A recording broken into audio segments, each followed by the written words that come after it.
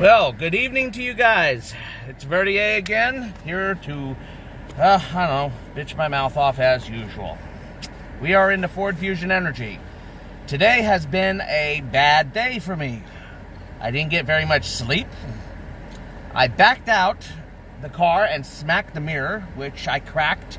Now I gotta try to get the side view mirror fixed. And I found out today what the problem is with the cruise control. There is no problem. It sucks. That's the problem. All right. I think maybe something like that should be quantified. I don't want to get all you Ford people upset and in a tizzy about it, but I mean, it's not terrible, but it is stupid, and even the guy over at Ford agrees with me. It's pretty stupid.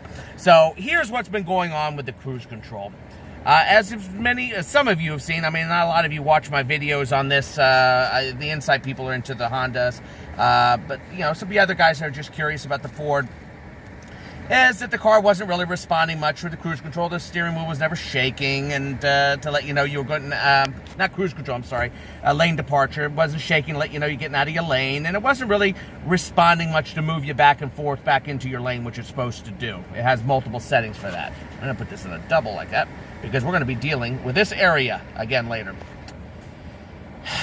Well, let's first start off. Let me see if I can get into the right spot, because this is where I always have trouble. There we go. We're going to get into the settings here, and we're going to tell you a little bit about how this thing actually works. Lane keep system. There are modes. There's alert, aid only, and alert and aid. Now with the alert, you hit the line and start crossing it, steering wheel shakes. If you have it set to aid only, you get close to the line, it turns yellow, the car starts trying to steer towards the middle. You hit alert and aid, and this is what you think it's going to do.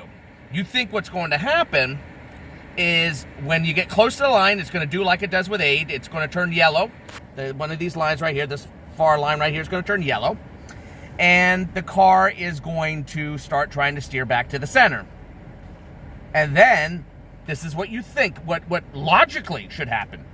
You hit the line and you start crossing it, so the aid isn't doing the job, you're not paying attention, the steering wheel should shake. That's what I think most normal human beings would assume would happen. And you know what? That's what a fellow over at Ford, one of their head people over there, thought was supposed to happen. And while there definitely was a problem with the system, that's why the camera was changed at first, because the aid wasn't really happening.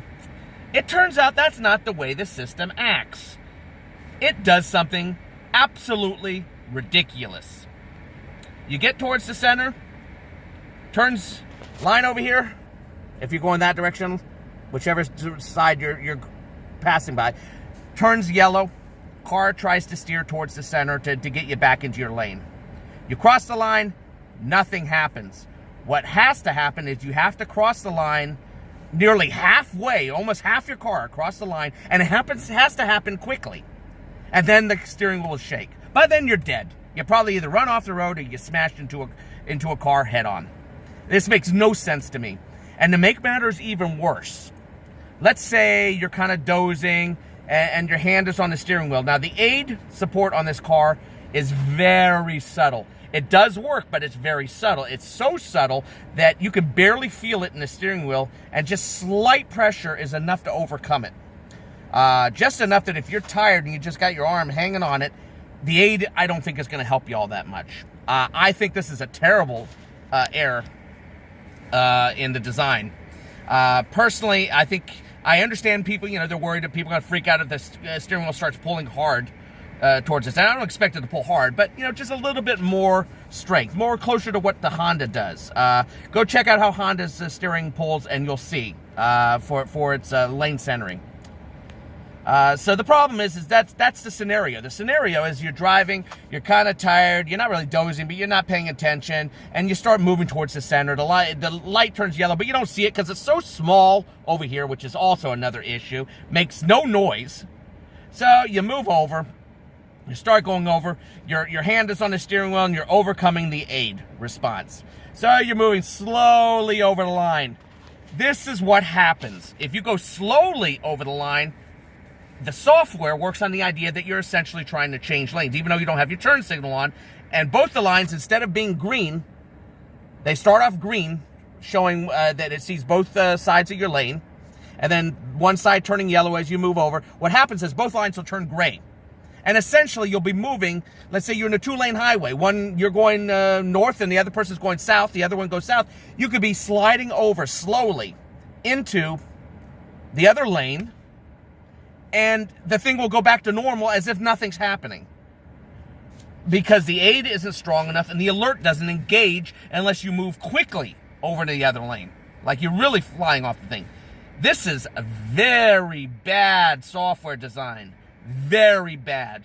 Obviously, I don't think Ford designed it. This is a Bosch system. The guys at Row Ford. His name's Leo. He's fantastic, by the way.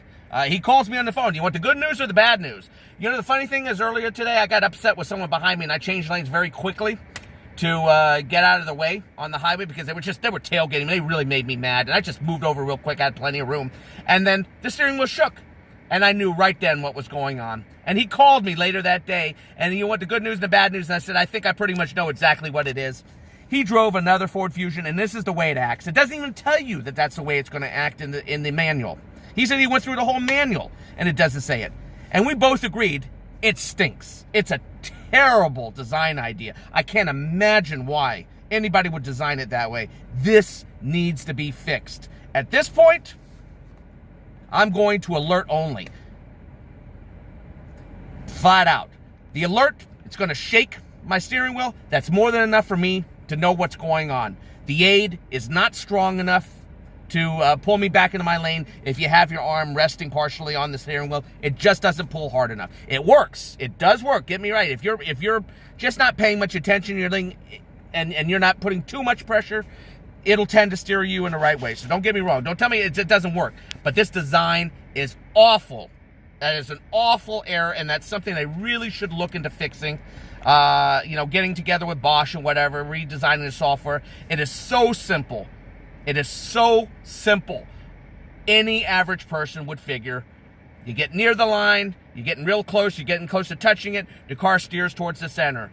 You cross or hit across the line, steering wheel shakes, says, hey, dude, you need to get back in your lane. Very simple thing that needs to be fixed. And I dare anybody here, well, boy, that's stupid, to tell me that doesn't make sense, that that's the way it seems like it should respond. I've said that this car has excellent cruise control, better than the Honda Insight. At least it's more reliable, especially in that 30 to 40 mile per hour range. It will see cars that are stopped at a stoplight. The Insight most of the time will not. But when it comes to lane departure, I'm going to have to leave it at alert. And I think alert will be just fine, and it's going to be perfectly safe in this car. But don't have an alert in aid if you're not going to alert the person immediately when they start crossing the line itself. It makes no sense. You might as well just have alert only or aid only. Having alert and aid at this point, waste of time. Complete waste of time. So, broken mirror, didn't get enough sleep, and lane departure kind of sucks. Boy, I'm going 3 for 3. Oh, and someone decided to smush my freaking Honda yesterday. But at least there was no damage. I am going to take that license plate off. I'm going to do it on camera, too. I do have the guy's license plate, and we'll get into that later. And also, I think I'm going to make a personal video to someone who left a comment concerning my response to Honda's response concerning the cruise control and its lack of response in the 30 to 40 mile per range on stopped cars. He said a very nice comment. I'm not taking any offense in the comment. I normally wouldn't do this. I'll probably film myself, so you're going to get to see a fat, ugly, white mammal. Oh boy, is this going to be awful. I really don't want to do this, but I'm going to do it anyway because I want to give a verbal response, because typing my response, when people type things, sometimes they can come off as arrogant, angry, nasty, or jerks. And that's not what I am. And even this guy who wrote the comment, and I'll you guys can read the comment, he even said in the end that he's not saying anything mean to me because he knows that comments when you're disagreeing with people can come off as arrogant, nasty. I didn't take it that way. I want you to know that. If you're listening to this video, I want you to know that in my response is not that. But I'm going to make a video, and I'm going to sit and I'm going to talk, and I'm going to tell you what I think, and I'm going to try to explain to you where I'm coming at. I thought I explained it well in the videos for the Honda Insight, but I guess I didn't. Well, getting back to the Ford, this is a strike against Ford on this one, or Bosch. I mean, you know, they don't really make these systems, but I'm sure they have commands for them and ideas. Ford, this really needs to be fixed, and any of you guys who have this system and it does it this way, I really think you should call Ford. I'm going to call Ford on this. This is very dumb. This is very dumb. This is not a logical, this is like an ergonomic failure. This is not how anything would logically respond to most people, most human beings. And I'm sure somebody will probably think differently, but I think I'm right in this case. Anyone with opinions, please put them in the comments. I'm always interested in opinions. Remember, opinions are like assholes. Everybody has them. They all stink. And these are my subjective opinions. So, you know, not to diss, but I really wanted to let this out and let everyone know. Now I got to figure out how I'm going to fix this mirror.